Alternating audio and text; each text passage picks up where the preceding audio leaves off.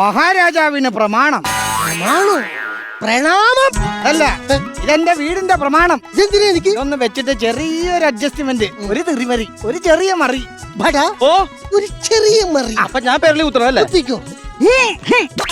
മതി, ചെറിയ മറി. ഇനി അത് കിട്ടുന്നേക്ക്. അപ്പൊ ഇത് പോയാ?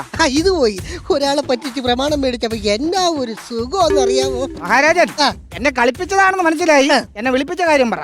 വിളിപ്പിച്ച കാര്യം എന്ന് പറഞ്ഞാൽ കുറച്ച് നാളായിട്ട് എന്റെ വയറിന് നല്ല ഒരു അസ്വസ്ഥത, ക്ഷീണം, വിശപ്പില്ലായ്മ. എന്റെ പൂച്ചാരവർമ്മേ. മാർജാരവർമ്മ അല്ല, പൂച്ച മാർജാരനൊക്കെ ഒന്നു തന്നെയല്ലേ.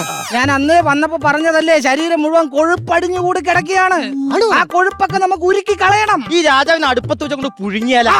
അപ്പൊ രാജാവ് വേറെ, നെയ് വേറെ ആയിട്ട് കിട്ടും. ഈ നെയ് നമുക്ക് രാജാ നെയ്യ് എന്ന് പറഞ്ഞിട്ട് മാർക്കറ്റിൽ വിൽക്കുകയും ചെയ്യാം. ഇത് ഞാൻ പിടിക്കും, ഇതും പിടിക്കും. ഇതും ഞാൻ എക്സിക്യൂട്ടീവ് മീറ്റിംഗ് പറഞ്ഞ് നിന്നെ നിർത്തിപ്പൊരിക്കും.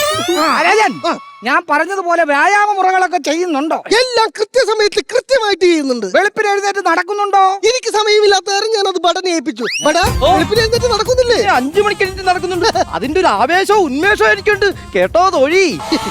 അല്ല, അതുപോലെ വ്യായാമം ചെയ്യാൻ പറഞ്ഞിട്ടുണ്ടല്ലോ. അത് സൈന്യാധിപനെ ഏൽപ്പിച്ചു. സൈന്യാധിപനെയോ? പിന്നെ അവന് കളരി അറിയാലോ, അവൻ അതിന്റെ പുറക്ക് ചെയ്തോളും. അവൻ അവിടെ ചെയ്തതുകൊണ്ട് അതിന്റെ ഒരു ഉണർവും ഉന്മേഷവും എന്റെ ശരീരത്തിലുണ്ട്. കേട്ടോ തോഴി? രാജൻ, അതെ മഹാരാജൻ, അവനവൻ ചെയ്യേണ്ട ജോലി അവനവൻ ചെയ്യണം. മറ്റുള്ളവർ വ്യായാമം ചെയ്ത് അങ്ങയുടെ ശരീരത്തെ കൊഴുപ്പിളകി പോകത്തില്ല. നമ്മൾ തന്നെ ദേഹോനക്കണം. ദേഹോനക്കാൻ പറ മഹാറാണി. എന്റെ പൊന്ന് രാജൻ, ഞാൻ പറഞ്ഞു മതിയായി. ഒരു പണിയും ചെയ്യൂല, ദേഹം അനക്കൂല. എന്താ ചൊറിച്ചില്? ഞാൻ പറയണ എന്തേലും തെറ്റുണ്ടോ? അതല്ല, എന്റെ ഓർത്തെന്താ ചൊറിച്ചില്? ചൊറിഞ്ഞേ ഇയാടെ തള്ളിക്കയറി പോണ്. തോഴി ചൊറിഞ്ഞു തരൂ.